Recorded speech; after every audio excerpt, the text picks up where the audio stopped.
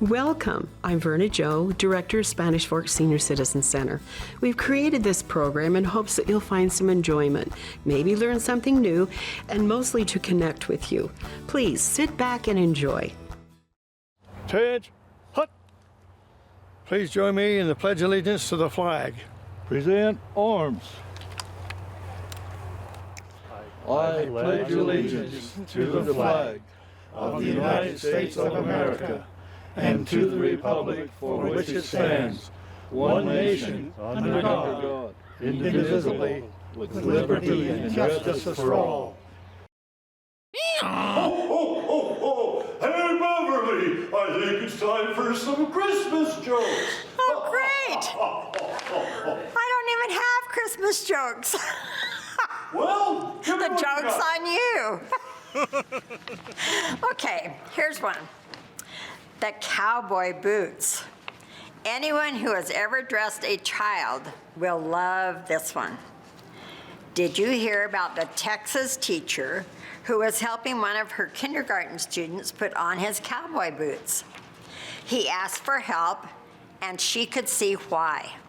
Even with her pulling and him pushing, the little boots still didn't want to go on.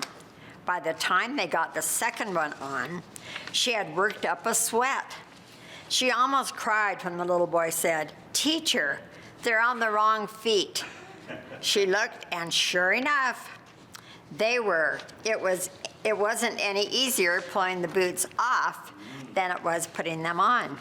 She managed to keep her cool as together they worked to get the boots back on, this time on the right feet. He then announced, "Those aren't my boots." She bit her tongue rather than get right in his face and scream, "Why didn't you say so?" like she wanted to. Once again, she struggled to help him pull off the ill-fitting boots, so his little boots off his little feet. No sooner had they gotten the boots off when he said, "They're my brother's boots. My mom made me wear them." Now she didn't know if she should laugh or cry, but she mustered up what grace and courage she had left to wrestle the boots on his feet again. Helping him into his coat, she asked, "Now where are your mittens?" He said, "I stuffed them in the toes of my boot." I thought that was so cute. My, the poor teacher. The poor teacher. Had no chance on that one. No. So this next one is called the Wyoming Cowboy. Okay. Jake, the rancher, went one day to fix a distant fence. The wind was cold and gusty, and the clouds rolled gray and dense. As he pounded the last staples in and gathered tools to go, the temperature had fallen. Snow came and wind began to blow. When he finally reached his pickup, he felt a heavy heart. From the sound of that ignition, he knew it wouldn't start. So Jake did what most of us would do if we'd been there. He humbly bowed his balding head and sent aloft a prayer. As he turned the key for the very last time, he softly said, "No luck." They found him 3 days later, frozen stiff in that old truck. Now, Jake had been around in life and done his share of roaming, but when he saw heaven, he was shocked. It looked just like Wyoming. Of all the saints in heaven, his favorite was St. Pete. So they sat and talked a minute, or maybe it was 3. Nobody was keeping score. In heaven, time is free. "I've always heard," Jake said to Pete, "that God will answer prayer. But one time I asked for help. Well, he just plain wasn't there." Does God answer prayers of some and ignore the prayers of others? That don't seem exactly square. I know all men are brothers. Or does he randomly reply without good rhyme or reason? Maybe it's the time of day, the weather, or the season. Now, I ain't trying to act smart. It's just the way I feel. And I was wondering, could you tell me just what is the deal?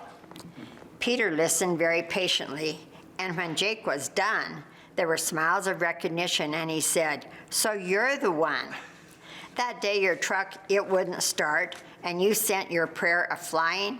You gave us all a real bad time with hundreds of us trying. 1,000 angels rushed to check the status of your file. But you know, Jake, we hadn't heard from you for quite a long while. And though all prayers are answered and God ain't got no quota, he didn't recognize your voice and started a truck in Minnesota. Better keep in touch. I guess so. This is Leanne. Say hi, Leanne. Hi, Spanish Fork City. My name's Leanne Valle. I am the kitchen manager here at the Senior Center. And it is a blast to work here for you all or with you all. Just a couple of things coming up on our menu for December. We're starting it out with Fiesta, having steak quesadillas. Because if you don't know, my husband, I used to own Pepe's Grill down the road here. And so we love to add in little bits of our favorites into the Senior Center. You guys are the fortunate ones. I have a lot of Spanish Fork people asking for those things, so exclusively for Spanish Fork Senior Center. But yeah, so we're starting off with steak quesadillas, then we're moving on to a loaded baked potato soup with grilled cheese sandwiches. Which day will that be? Monday. Monday, Coming up Monday, the 4th. Monday the 4th. And then we will have chicken pot pie on Thursday the 7th, teriyaki chicken over rice on the 11th, and Christmas ham and potatoes on the 14th. If you're not aware, that menu does come in your newsletter. We do make changes every once in a while because sometimes my little elves and I decide that we want to make something different for you all. So please be patient with us. We're trying to do the very best we can and give you all lots of love. Just a quick reminder too, this month you will want to wear your stretchy pants because you will need them. So, Awesome. Merry Christmas. Thank you. And if you haven't had any of Leanne's food here, it is amazing. Thank Come on you, thank down, you. folks. Yeah. Thank you.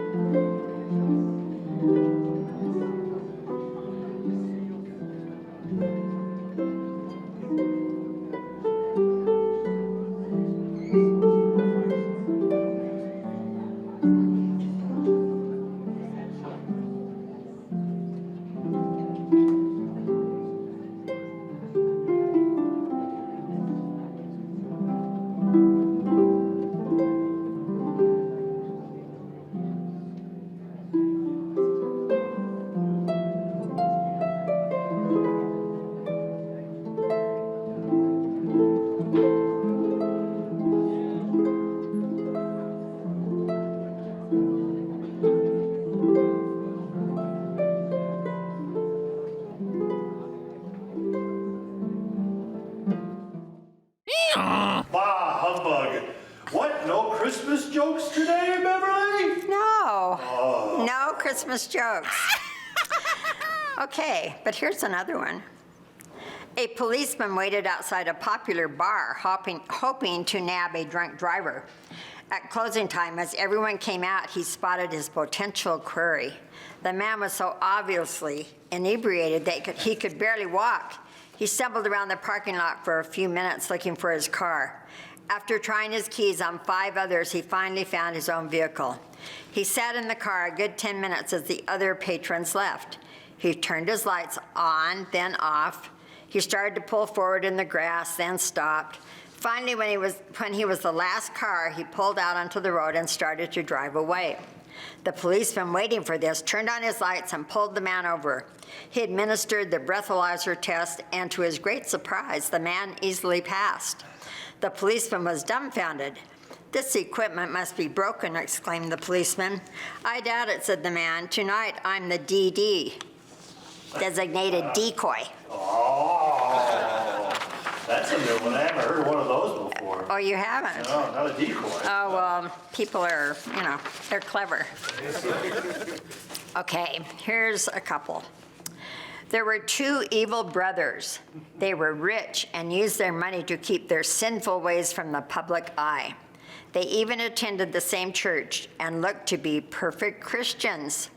A fundraising campaign was started to replace the leaking roof of the chapel.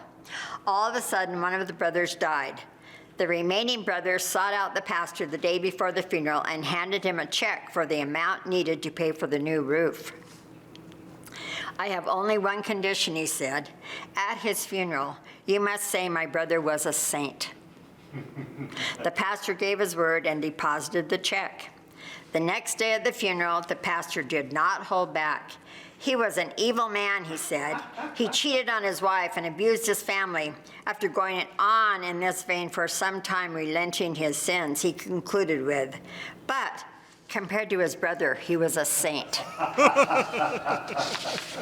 Yeah. Yeah.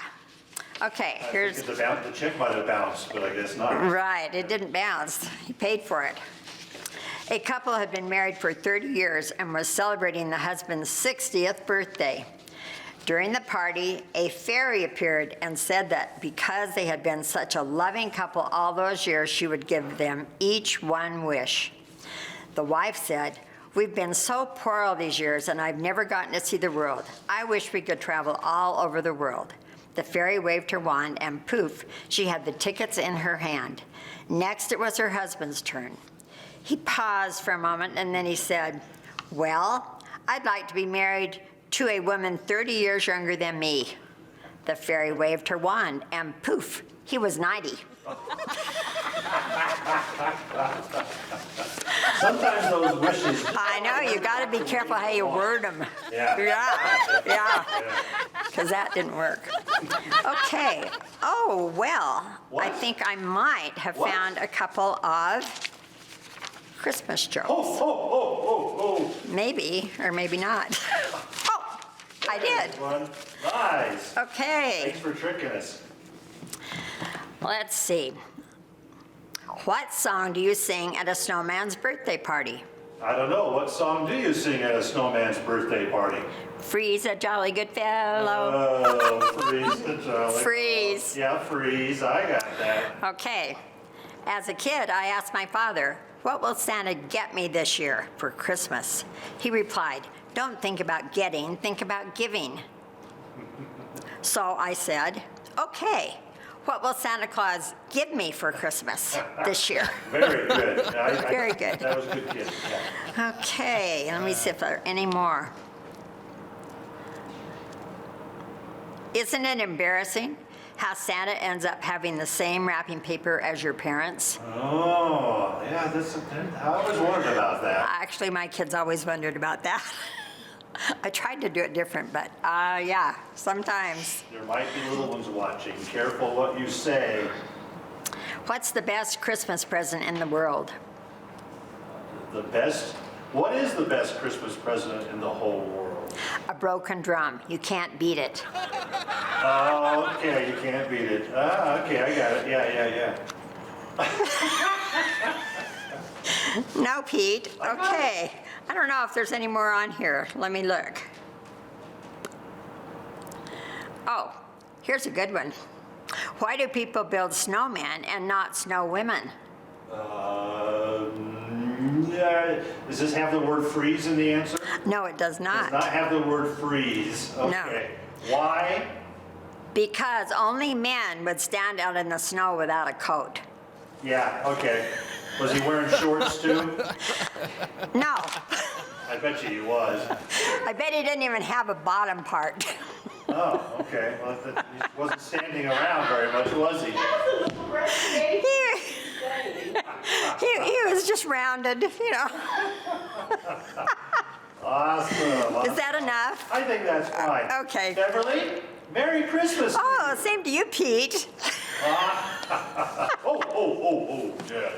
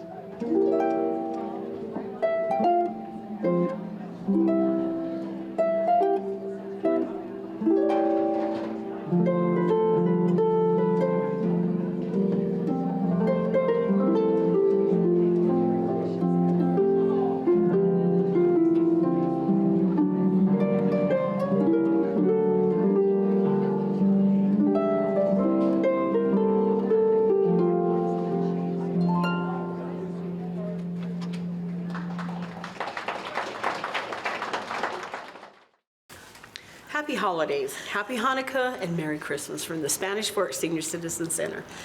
We were thinking today about some of our favorite memories from the past. And so anyway, I would like to start out with a memory I have growing up in American Fork in 1962. Man, that's a long time ago. I know it is. But let me tell you something, Pete. This story, I know I've shared it with very few because a lot of people laugh at me saying, oh, Verna, no, you imagined that. And I'm like, no, I did not imagine it. I saw it. So in 1962, I can't remember how old I was because I'm an old lady now and I don't like to remember my age anyway.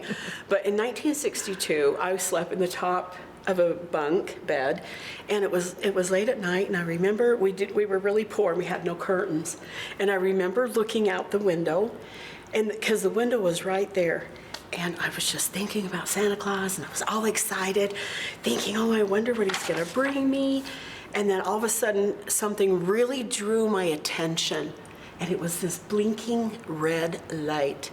Don't laugh. Because then I realized it was Santa Claus' sleigh. And you guys, I will always treasure, because that was very real to little Verna Jo Adams that had never seen Santa Claus. So anyway, I just want to say that That's good. I just appreciate the magical things that happen to us as little kids and how that gives us hope for a new future. So how much eggnog did you have before you? Love that. Well, that's pretty good, because I remember one of my Christmas mornings when I was little, I got up before the family had gotten up, and I wandered out into the front room to look at the tree, and I'm pretty sure I saw Santa there too, seriously. And I think I heard my dad like in the back room saying, "Get back to your room." and it was all over at that point. But from years on after that, I was like under lock and key. I couldn't go out into the front to disturb Santa. That was not good. I think we can all share stories about the fact that we got up early and our parents were like, go back to bed. It's only 12:30. Did you have a tradition in your home as to when the kids could come out? Well, I was the oldest of 8, so it was really when the majority of us woke up. So Okay. when one of us woke up, of course, we woke everyone else up. Of course, yeah. Except for mom and dad. Yes. Couldn't do that. In our house, no one could leave their bedroom until Christmas music was playing. So, whoever was in charge of it. Once the music was up, you'd run out to the front room. Nice. That was a good I should have thought indicator, of that. yes. Yeah. So speaking of Santa Claus, I wasn't going to share this one, but I was thinking when you were talking about Santa Claus, one year living over in Provo, we got a knock on our door on Christmas Eve. And a gentleman who we never saw, this is with my husband and I, who we had never seen before, showed up with this big briefcase. And he talked to my husband about needs in our ward that we were living in at that time. We were living in a Latin ward. And he opened up this suitcase after my husband expressed some of the needs that people had in the ward, and it was filled with just stacks and stacks of bills. And he gave my husband this money to go help these people. And so in our home, we say Santa Claus exists in various ways and forms. He's always there to help out through different people. And that's something that I always love. Sorry, I didn't mean to make That's you cry. awesome. But I try and look for that in Christmas, is the different Santa Clauses and the way that Santa Claus exists, Right. or that we see him throughout the season. Right. So Great story, great experience. Yeah. So humbling. I mean, never really saw him and again truly. after that. Like, he Wow. was gone. We have A no idea Christmas his angel. name, his anything. So, but he's out there. Go with the And angel. Angel's good. Yes, Yeah, Angel's great. so a lot of people had a lovely Christmas that year. Yes, he definitely knew how to share Christmas joy. And I think that we can see that in various ways. I know that's something my own father installed in us. He would take and cut down Christmas trees to make sure no one was without a Christmas tree. Wow. So Wow. that was fun. Fun childhood memory. I don't do it. You do a lot of other things, though, Leanne. Yes, I I mean, do. you're very I like to sacrificing and deserve. yes. Yes, got that from my family. Right. Definitely. That's nice. Awesome.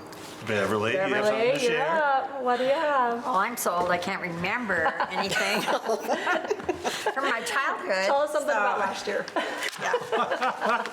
But, or maybe because I had a lot of children, it kind of blocked everything else out. How many children? 13, yes. Yeah. So it was a baker's dozen. then. Yes, it was. And they were all fairly close, within 18 years. So when we had Christmas, it was, I can't say wonderful and sweet. It was hectic. It was hectic and crazy. And I was just telling some of them that I used to make a spreadsheet, so that I wouldn't miss anybody. Or nobody would miss getting a present from somebody else. Right. It was quite an ordeal. But besides that, we had some really great times, and we didn't have a certain time people had to wait to get up. But if they got up too early, we'd send them back to bed. And our house was a big, long house, and so the Christmas tree was up the front room, and it was, you can imagine how many presents were there.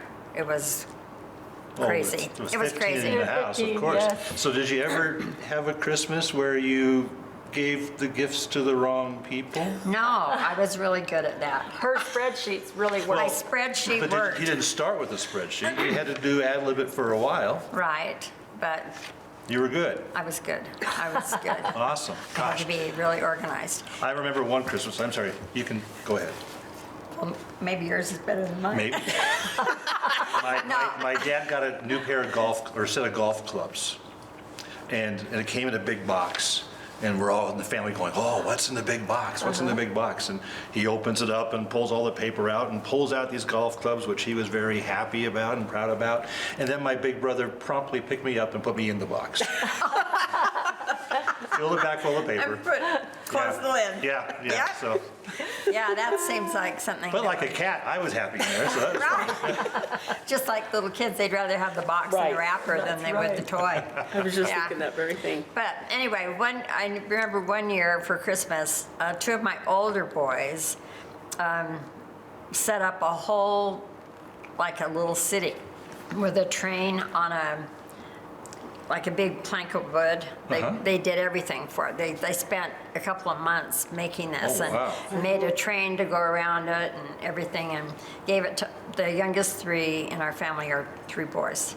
And we call them three little boys. However, they're all bigger than everybody. I mean, so it was a long time ago. But I remember that Christmas because the two older boys, or maybe three, I'm trying to remember who worked on it, but they spent a long time, and they had it at my husband's office, not even at our house, so that the kids wouldn't see it, the little boys wouldn't see it. But that was, I'm sure they remember that better than I do, because they spent so much time on it.